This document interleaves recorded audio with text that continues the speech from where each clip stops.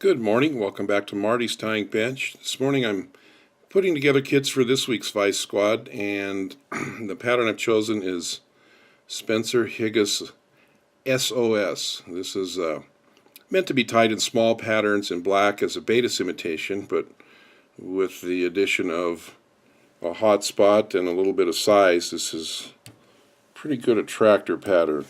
I'm tying it at a 14, Dai Riki 135. The bead is 7/64, and I find that if you put a little bit of lead in there, it makes it a little neater. So I'm just going to get 3 or 4 turns of lead, shove that up inside the bead. And this is going to accomplish a couple things. It's going to keep that bead centered. It's going to add a little bit of weight, and it's going to take up a little bit of space, so you won't need to use nearly as much dubbing at the last step. My thread is a 70 denier UTC. The tail material on this is pheasant tail fibers dyed black. If you can get a natural black pheasant tail, they're much darker. 5 or 6 strands, and that always depends on how bulky your pheasant tail is in the first place. Now I'm going to tie that in with a couple 3 turns, and that tail's too long. You see the gaps in the thread wraps. Well, watch what happens with, I kind of pull it back to length, it pulls those thread wraps together too, so I'm back to touching turns. And then I'll continue on down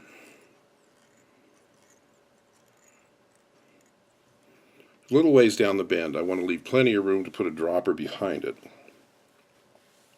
The rib on this is ultra wire, silver,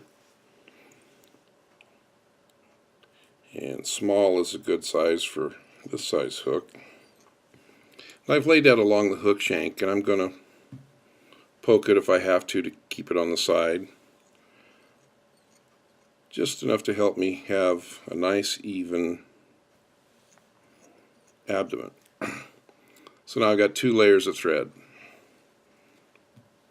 Keep it skinny. Go ahead and rib with your silver wire. And if you see where I'm lifting, everything's hinging right there in the middle of the working part of your shank.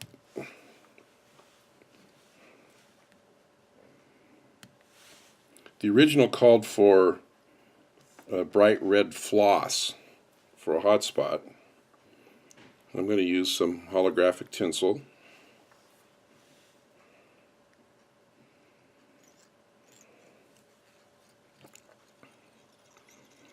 Make a little dam up against that lead to keep everything square.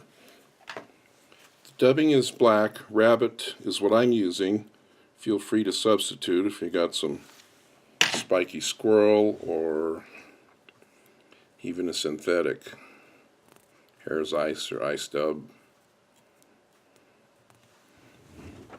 And I'm going to build a thorax in the front half here, and I want it to be about the same size as the bead.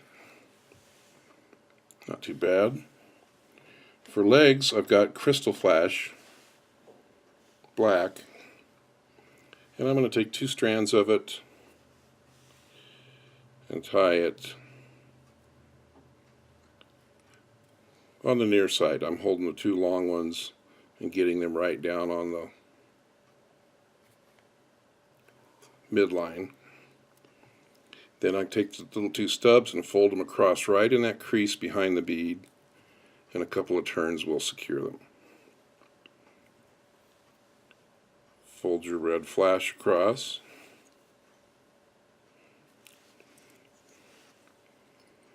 Couple of turns, fold the flash back so you can get a couple of turns to lock it in. And a whip finish only needs 3 turns because we're going to put a little bit of goo on it. Now if you use yarn for your hot spot, that stuff's going to fluoresce and be bright and be seen from any direction. Here I'm going to fold these legs back and cut them about 3/4 of the shank length. But this red tinsel is flat, so it's really only going to reflect in one direction, so I'm going to put a little bit of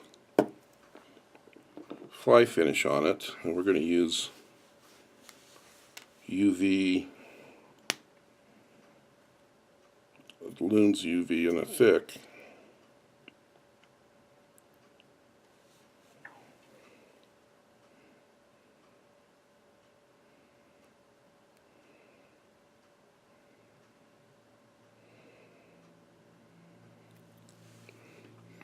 I give that a chance to level a little bit.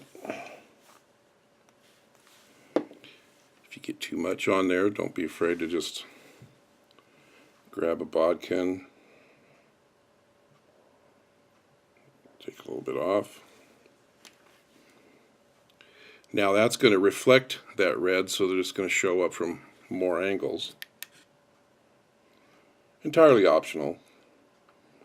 But since this is also serving as head cement, I won't need to head cement my whip finish. So there we got it, a little variation on Higa's SOS.